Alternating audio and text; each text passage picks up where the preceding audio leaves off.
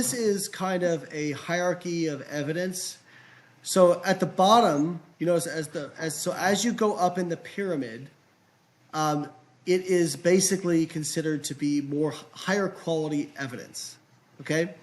So at our bottom, we have editorials and expert opinions. So that is like, a new article comes out in Yahoo News or something like that, and it has an interview with a doctor. That is the lowest level of evidence that we have.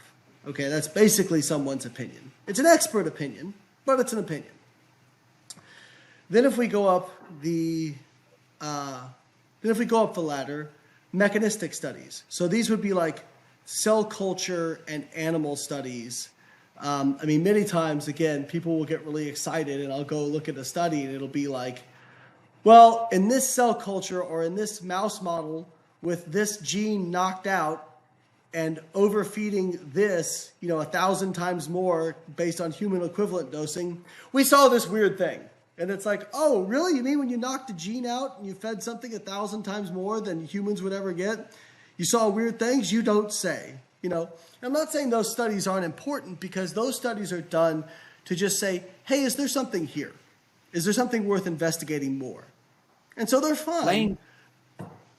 Lane, that actually happened with creatine in cell cultures where they induced cancer in a cell culture model. How many studies do we have on creatine in actual humans? And some of them many years long. So that point hit home to me recently. Yeah. If you typically anything can cause cancer if you give enough of it. In fact, there was a study that demonstrated that eating anything at any time was significantly associated with the risk of colon cancer. So, there you go. So as we move up, then case reports. So this would be like human studies, case reports, and case studies. Okay, so this would be like, for example, a case study or a case report is where like somebody goes to the doctor and says, hey, I ate this and this weird thing happened. And so the doctor writes it up and puts it in a journal. That is not saying that X caused Y. It's just reporting an observation. Now, sometimes they'll attempt to link the two, but again, that's basically close to a personal anecdote. That's as close to a personal anecdote as it gets, while still being research-based. And then case studies are where no intervention is performed, where they just follow people. They just follow people doing what they're already doing. So, for example, and Bill's lab has done some of these, which they can still be very insightful. But again, it just limits our interpretation of what we do with them. So they've followed, Bill, I believe your lab has done a couple case studies, right? Where you guys have followed like people in contest prep and whatnot. Yes. And people will say, well, why didn't you do an intervention? Well, because bodybuilders are horrible test subjects and they don't want to do what you tell them to do. They want to do what they want to do and what they think is best. Imagine a human randomized control trial where you take bodybuilders and you say, well, we're going to put you guys in the low protein group and we're going to put you guys in the high protein group. Legit, every single person getting randomized to the low protein group is going to immediately drop out of the study. So again, especially when it comes to specific populations and competitive athletes, you see a lot of case studies because most of them are okay with getting poked and prodded and following them, but they don't want you to intervene in what they're doing. Then if you head up the hierarchy, you have cross-sectional studies and surveys. So basically, this is kind of the example of study finds Americans who drink coffee are 20% more likely to get X, right? So they surveyed, 100,000 people, looked at who drinks coffee, and then who has, a certain disease or condition associated with that, and draw a correlation. Okay, and again, that doesn't make it bad research. One of the great things is because it's not very invasive, you can get a ton of subjects. You can get a high subject number. But it really, really limits the interpretation. Because as we'll see, correlation studies or cross-sectional studies are not very reliable in terms of determining causation. Then you have case control studies, which are a little bit different than case studies. Case control studies are where it's one or just a few individuals that do have things controlled by the researchers, but there's no placebo group. The intervention just tends to be, we're doing this with these folks. For some reason, I can't see your screen, Maria. You can't see the presentation? No, it just has 3 dots like it's loading. Oh, maybe the Can you see it, Bill? No, I've seen the same thing you see. It looks like on our end. There we now- go. There we go. Oh, okay. Okay. Let me know if that does happen again, please, anybody, students or you guys, just to make sure we're all good. Thanks, Wayne. Now, as we move up the hierarchy, we have things called cohort studies, which could easily be misconstrued for cross-sectional studies. But cohort studies do not have an intervention. However, what they do is they take groups of people and they follow them for a certain period of time. They don't tell them what to do. They just observe what they do and they categorize them.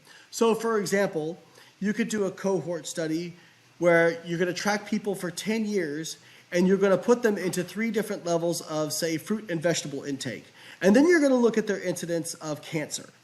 And you can then say, we found that over 10 years, the people eating the highest level of fruit and vegetable intake had a 40% reduction in their risk of cancer, right? So these are actually much more powerful than cross-sectional studies because each person is serving as their own control, sort of, because you're looking at the same group of people over time. Now, again, it's difficult to establish causation from these sorts of things because you're not having an intervention and there's no placebo, right? However, it is much, much better than a cross-sectional study. Then as we go up, we have randomized control trials. Now, randomized control trials are where you take groups of people and you randomize them to various treatments. Now, why is randomization important? Well, in the case of cohort studies, one of the problems we run into is, okay, we found a 40% risk reduction in cancer with fruit and vegetable intake.